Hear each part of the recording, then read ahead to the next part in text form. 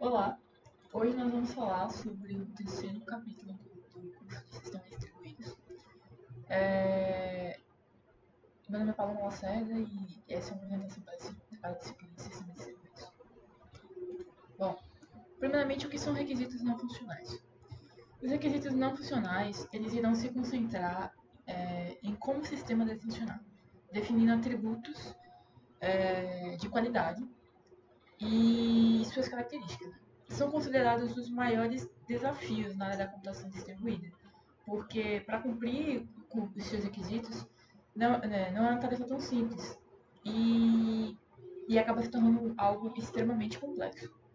Contudo, é possível usar benchmarks para a gente fazer a validação e dessa maneira a gente ser capaz de fazer a otimização da sua performance. Nós temos algumas chaves principais dos requisitos não funcionais, como você pode ver aí na imagem, que é a disponibilidade, rentabilidade, compatibilidade, portabilidade, escalabilidade, performance, usabilidade, localização e segurança. São os aspectos que você tem que levar em consideração. A importância do desempenho.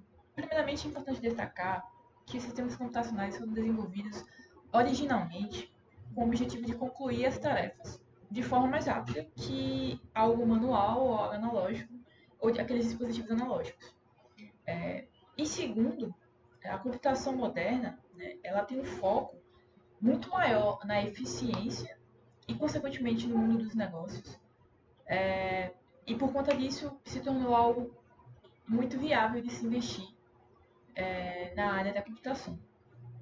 A principal consequência de não ter uma boa performance, além de não atingir as expectativas que a gente tem perante um sistema computacional, ter uma baixa performance pode acarretar em um efeito dominó dos outros sistemas que são dependentes deles.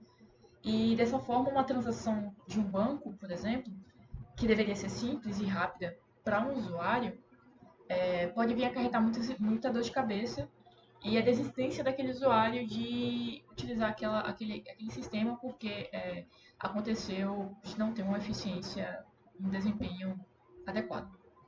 Existem hoje duas razões para que pode levar um sistema a ter uma má performance.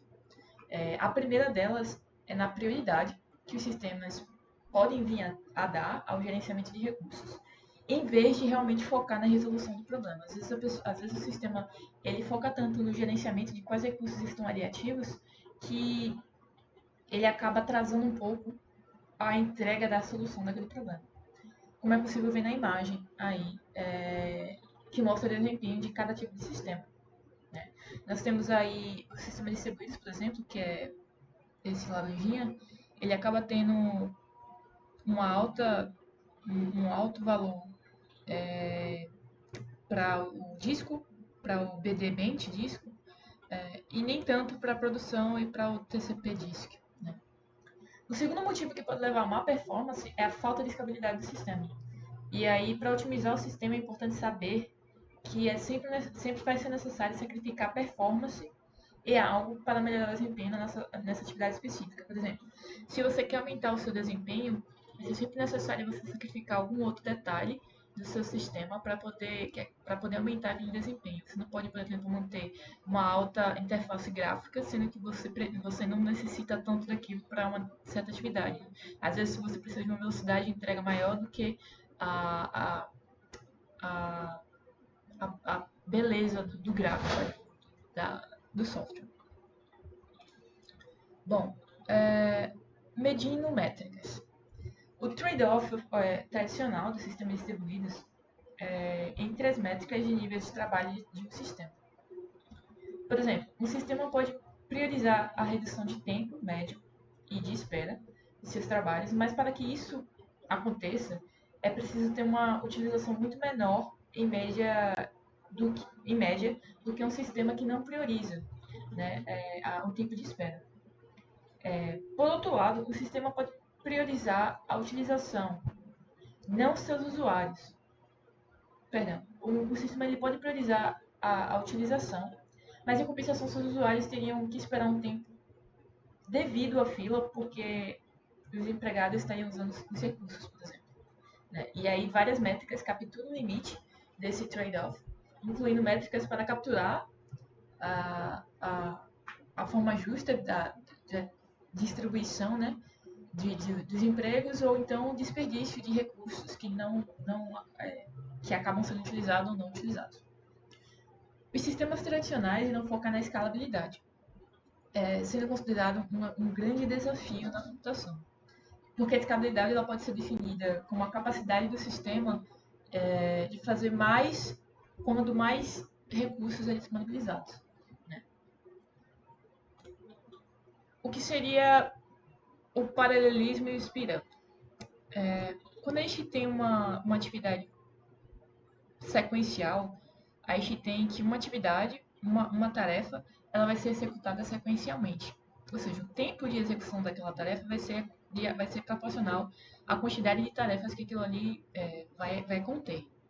Quando a gente paraleliza aquilo ali, a gente pode dividir em subcategorias para que essas tarefas sejam executadas de maneira paralela. Ou seja, uma tarefa A ela vai ser executada na mesma hora que uma tarefa B, se elas não dependerem uma da outra, obviamente. Dessa maneira, acaba aumentando a velocidade da entrega das tasks. Como vocês podem ver na imagem aí, a gente tem a master thread e as atividades, as tarefas, elas são divididas em cubos de paralelismo. Né? Contudo, a lei do Amandel descreve esse efeito, mas leva em consideração a proporção que é executada da execução que não está executada. Perdão, está o erro ali da esquerda. E dessa maneira, essa é a parte do problema que sistemas distribuídos temos em boa parte dos componentes. Não vai conseguir ser paralisado, visto que a gente tem que levar em consideração que cada computador vai estar em um canto específico utilizando. A gente não tem noção de qual requisito previamente será necessitado. Isso causa que não podemos fazer grandes sistemas distribuídos, ou seja, a gente não pode fazer um número muito grande de computadores, um número muito grande de sistemas, porque pela lei de Amdahl's isso ia começar a se estabilizar. Por exemplo, a lei de Amdahl's ela diz que a velocidade vai ser diretamente proporcional ao número de tarefas e a velocidade e os recursos daquela tarefa. E se você coloca um número muito grande de tarefas, um número muito grande de nós, vamos dizer assim, aquela tarefa, aquela velocidade acaba se estabilizando e não acaba ganhando muito no desempenho. Isso se aplica aos sistemas distribuídos, já como aprovada nessa lei. Bom, o que seriam os benchmarks? Os benchmarks nada mais é que um campo que será responsável por avaliar o processo de performance. Eles vão ser organizados por vários indivíduos e organizações, que irá comparar a performance de vários produtos e serviços da área. E aí, qual seria a principal vantagem de utilizar um benchmark? É que ele irá prover uma abordagem mais comum para avaliar essa performance, e que seria mais fácil e mais barata de se executar. E a partir disso, a gente tem algumas categorias. A gente tem o micro benchmarks, que as funções elas vão ser estreitas e específicas, como por exemplo, a troca, né, um ping-pong de um par de mensagens de resposta e resposta nos sistemas distribuídos. Ou seja, o arredondamento de um recurso de uma nuvem. Isso seria o micro benchmark. A gente tem o microkernel, que utiliza funções funções que são muito utilizadas e representativas, ou peças essenciais de funcionamento. Ela vai utilizar aquela função que é extremamente importante e vai levar ela como baseline ali para você definir e utilizar como métrica para os outros. Os synthetic workloads, eles vão utilizar ele vai utilizar uma seleção de características chaves das cargas de tarefas, tipicamente de origem humana ou estáticas. O real world ele vai usar uma seleção de tarefas representativas ou seus vestígios para reproduzir situações no mundo real, através de diferentes tipos de sistemas. E o hybrid approach ele pode ou não utilizar todas essas benchmarks que foram faladas, ou a mistura de algumas delas. Mas qual é o pecado no uso das benchmarks? As benchmarks, na maioria dos casos, acontece de você não conseguir criar, você não ter já previamente uma benchmark tão clara no seu sistema. Então você precisa criar um baseline, você precisa criar um checkpoint ali no seu sistema. Porque ele não acontece, né? Você precisa criar um novo e adaptado para o seu sistema. E como é que você vai fazer isso? Primeiramente, mais importante questão, contra o que comparar. Você precisa entender o que você vai comparar para poder criar esse benchmark, criar essa baseline. O que normalmente queremos usar é um ponto de referência significativo. Você precisa analisar no seu sistema o que seria esse ponto de referência. A partir disso, a gente vai escolher as tarefas que consideramos representativas do domínio do problema, e aí a gente vai comparar com as diferentes outras com as diferentes outros recursos do sistema, para poder comparar essas métricas. E por último, no quadro geral, a gente vai ter que projetar tanto o sistema quanto um benchmark para comparar.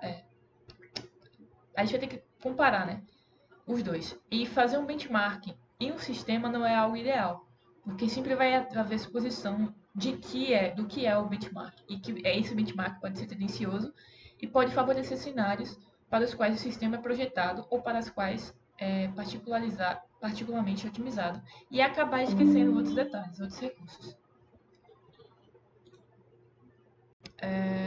O que seria variabilidade de desempenho? Em um sistema computacional, a gente precisa levar em consideração que, apesar das máquinas às vezes a gente tem máquinas que têm o mesmo tipo de hardware e o mesmo tipo de software, elas vão ter comportamentos diferentes de desempenho. Por quê? Porque a latência da internet pode afetar, porque às vezes no momento aquilo ali tinha um processo rodando que a outra máquina não tinha, e isso pode gerar várias nuances no desempenho daquele nó, daquele computador ali, daquele processo.